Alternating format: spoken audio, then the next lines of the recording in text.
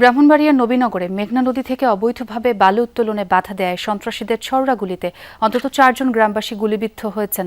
সকালে উপজেলার চর লাপাং গ্রামে এই ঘটনা ঘটে। আহতদের উন্নত চিকিৎসার জন্য ঢাকায় পাঠানো হয়েছে এবং পুলিশ ঘটনাস্থল পরিদর্শন করে আইনগত ব্যবস্থা নেওয়ার আশ্বাস দেয়। ব্রাহ্মণবাড়িয়ার নবীনগর উপজেলার চরলাপাং গ্রাম। মেঘনা নদী থেকে বালু উত্তোলনকে কেন্দ্র করে দুপক্ষের মধ্যে দেখা দেয় উত্তেজনা। পুলিশ জানায় মেঘনা নদী থেকে ইজারা নিয়ে বালু উত্তোলন করছিল সামুয়েল ট্রেডার্স, কিন্তু ইজারাদার ও নরসিংদীর মির্জাচর এলাকার একটি চক্র বালুমহলের বাইরে গিয়ে অবৈধভাবে বালু তুলছিল। এ সময় গ্রামবাসী বালু উত্তোলনে বাধা দিলে ছড়িয়ে পড়ে উত্তেজনা। এক পর্যায়ে মির্জাচর এলাকা থেকে স্পিডবোট ও নৌকায় আসা একদল লোক গ্রামবাসীর উপর গুলি চালায়। এতে গুলিবিদ্ধ সহ আহত হয় কয়েকজন। অস্ত্রধারী কিছু লোক নিয়ে আসে, এরা 5-7টা বুট দিয়ে আসে, অস্ত্র নিয়ে সবাই মানুষের উপরে হামলা করে। 20 থেকে 30 জন লোক, সবার কাছে অস্ত্র, দুইটা করে, একটা করে না। 90% মানুষ মির্জাচরের ছিল, মুখোশ পরা ছিল, কিন্তু একজন একটা বাড়ির ছিল আর কি, আচ্ছা লোক ছিল।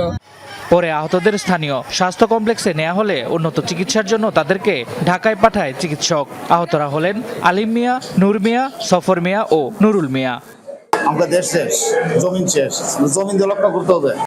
স্থানীয়রা বলেন, অবৈধভাবে বালু উত্তোলনের ফলে কৃষি জমি সহ আশপাশের এলাকা ভাঙন ঝুঁকিতে পড়েছে। প্রশাসনের নজরদারি না থাকায় বালু চক্রটি আরো বেপরোয়া হয়ে উঠেছে বলেও অভিযোগ করেন তারা। সব নিয়ে গেছে। এখন বর্তমানে আমরা যে লাগাই জমিগুলো তারা ওরা নিতে গেছে, তাইলে আমরা আইন প্রশাসন কাজ হইতেছে।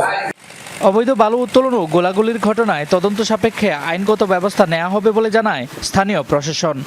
বালু উত্তোলনের ফলে গ্রামবাসীর কিছু জমি বিনষ্ট হচ্ছিল। আজকে তারা প্রতিবাদ করলে পরে তাদের সাথে বালু উত্তোলনকারীদের সংঘর্ষ হয়। এতে কমপক্ষে 7 থেকে 8 জন আহত হয়। ঘটনাটি আসলে খুবই অনাকাঙ্ক্ষিত।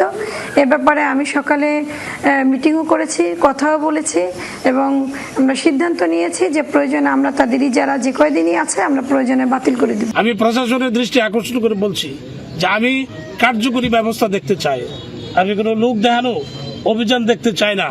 ঘটনার পর থেকে এলাকায় থমথমে পরিস্থিতি বিরাজ করছে।